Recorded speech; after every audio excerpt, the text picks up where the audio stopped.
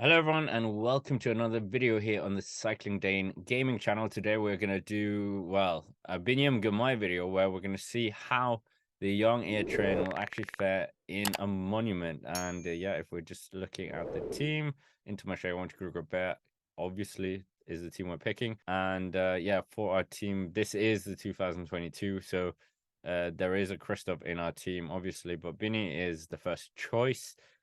And yeah, we will pick Christoph, even though he's not going to be in the team next year. And the team selection is pretty straightforward in terms of just looking at the cobblestone abilities in the classics. But yeah, unfortunately, Christoph is not going to be in the team next year, as we know, Uno X. But this is a Biniam Girmay video, so we are going to focus on Bini, Paris Roubaix, the Hell of the North, Dylan Ball winning it last year, and we are, of course, going to make not Christoph the captain. We're going to get Bini is going to be our leader for this race. Such an exciting rider, as we know, Gent Wevelgem champion last year, and really showed himself in E3 as well. But yeah, let's just make sure that Bini is our leader and all the riders are in the services of him.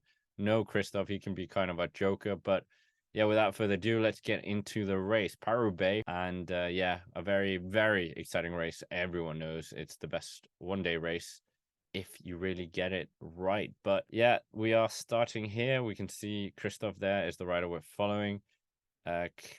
Well, where there's plenty of riders in our team. It's such a strong Belgian team, the Intermarché. They've got plenty of good results. Attack there from Astana and Movistar and Cofidis and DSM. We're not really going to follow that. Lutsenko is in the race. Top 10 finisher in the Tour de France. You really wouldn't really think he was going to be in this race, but Bini, we need to protect Bini at all costs. And if we fast forward here to 111 kilometers left, we can see that Taco van der Hoorn is up the road.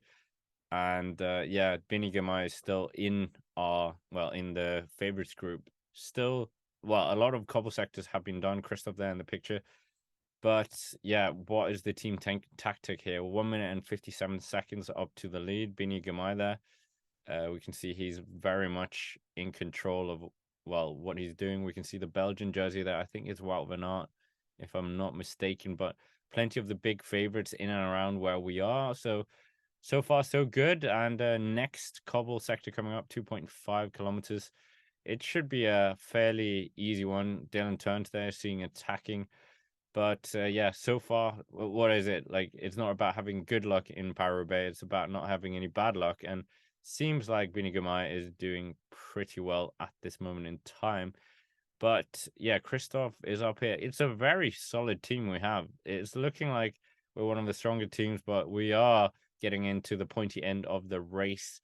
And yeah, all of them kind of just staying in contention. Next, Through Arenberg, I can tell you firsthand, it's absolutely horrendous to go up this road. And this is really where most people feel like Paris-Roubaix starts in earnest in terms of the real big boys. But we can see Bini, no real problems. Oh, no. We're getting separations going on here. So there's going to be a bit of scrambling to get them back. Christoph pulling back the gap here. But that was a bit of an eye opener. It's still not closed the gap. Still a bit open. And that was not great for Bini. Bini's still struggling a bit here. Ivan Cortina gets a puncture. We don't really care about that. But we can see our riders are really working hard to close that gap to the favorites group.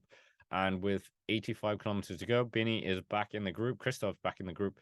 And we're in quite a good position, but I think it was a bit of an eye-opener seeing that those gaps being produced. 81.2 kilometers attacked by Morhech.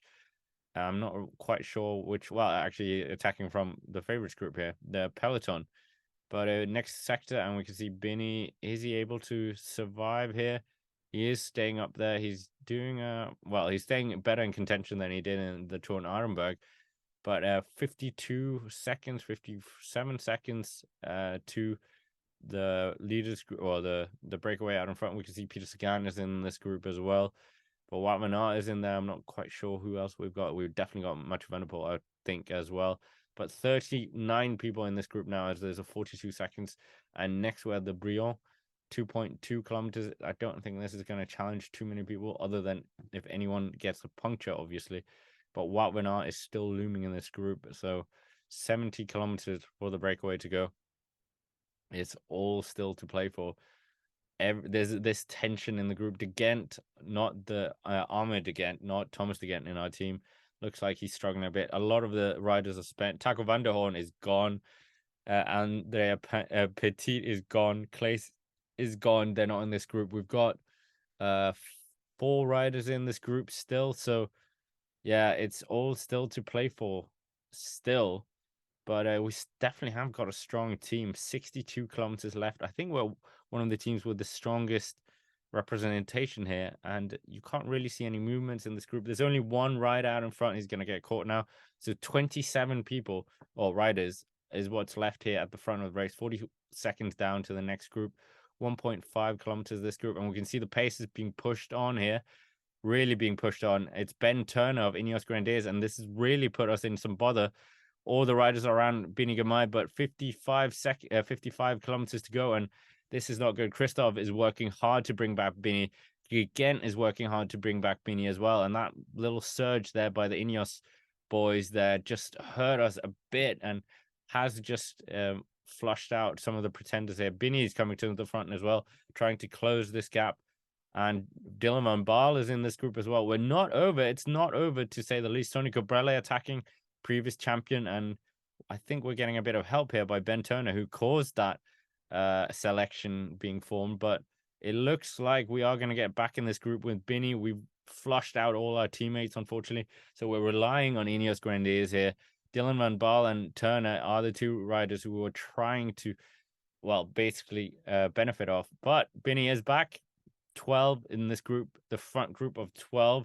Very elite selection. You can see Sonny Colbrelli in there, Wout van Aert, and there's being some push here. There's an attack. It's Ineos again. It's Dylan Van Baarle, followed by Wout van Aert, followed by Mathieu van der Poel, I think, and Greg Van Avermaet in there. Lampard is in there. Moscon's in there. There's a UAE rider as well in there, but Bini is making... Oh, no, they're escaping up the road now. Is this Wout van Aert and Mathieu van der Poel escaping up the road? I think it is. I think they've just distanced everyone else, and Dylan Van Baarle is that 3rd rider, but Wout van Aert looks like he's distanced Mathieu van der Poel as well. Oh, this is not good. Petit getting a puncture, but we're not really bothered about that. I think we have just lost... Well, it's that Mathieu van der Poel who's been brought back. Van Baarle is 2nd. Wout van Aert is riding hard here, so glimpses of 2022 in some respects, but it's all going off here now. Everyone's trying to attack. Lampard is in here as well. Moscon's in here. We've got 30.6 kilometers left here. There's still a bit of a way to go here. And there we can see Stuyven's attacking. Oh, it's not over this race. Wout van Aert, what can we do here? What can he do?